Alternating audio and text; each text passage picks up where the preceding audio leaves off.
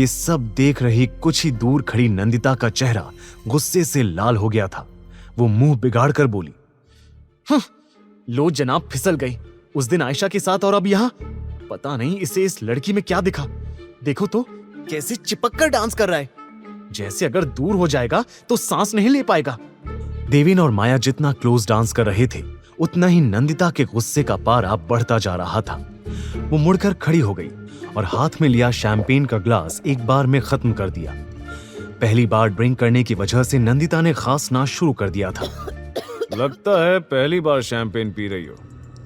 अपने पीछे से आई आवाज सुनते ही नंदिता की आंखें शौक से बड़ी हो गई, क्योंकि वो जानी पहचानी आवाज शरद की थी। मास्क में होने की वजह से शरद नंदिता को पहचान नहीं पा रहा था। शरद नशे की हालत में उसके करीब आने लगा। नंदिता सहम कर पीछे कदम लेने लगी।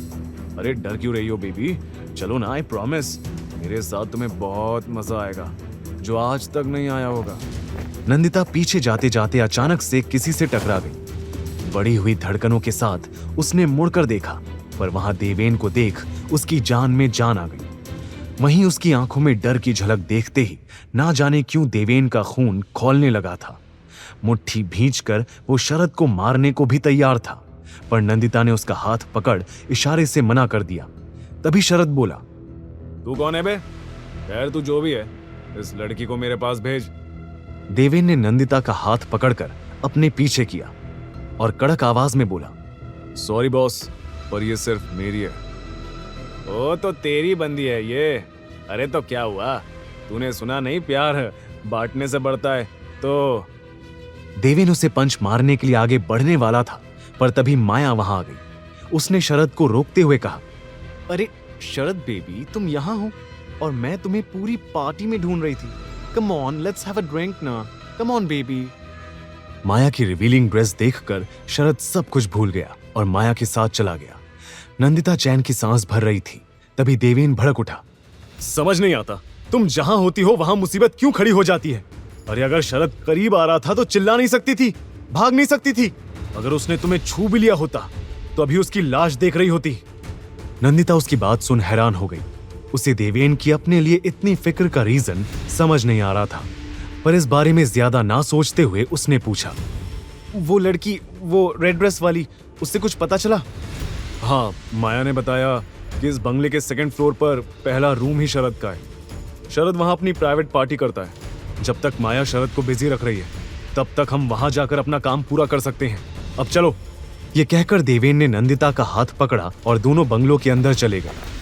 अंदर आते ही हर कपल को नशे में धुत और मेकआउट करता देख नंदिता अनकंफर्टेबल फील करने लगी थी। उन्हें इग्नोर कर देवेन उसे सीधा सेकंड फ्लोर पर ले गया। दोनों मौका देखकर शरद के रूम में एंटर हो गए। शरद का लैपटॉप ढूंढो, सब कैमरास की फुटेज उसी में स्टोर होती है। नंदिता और देवेन तुरंत पूरे रूम में लैपटॉप ढूंढने में लग गए। काफी देर तलाश करने के बाद भी उन्हें कुछ नहीं मिला। आईपी एड्रेस से इसी फार्म हाउस की लोकेशन शो हो रही थी, और शरद अपने कमरे के अलावा वो लैपटॉप कहीं नहीं रखेगा। पर कमरे में भी कहां? देवेन खुद में बड़बड़ा रहा था। तभी नंदिता उस कमरे की विंडो से नीचे गार्डन में नजर मारते हुए बोली, तुम्हारी वो माया शरद को ज्यादा देर तक हैंडल नहीं कर पाएगी, हमें जल्द ही कुछ करना होगा।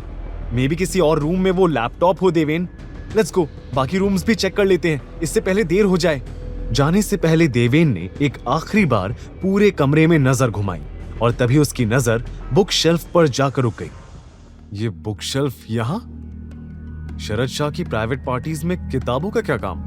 जरा देखूं तो शरद जी क्या पढ़ाई कर रहे हैं। ये कहते हुए वो तुरंत बुक शेल्फ में लगी हर एक बुक को चेक करने लगा।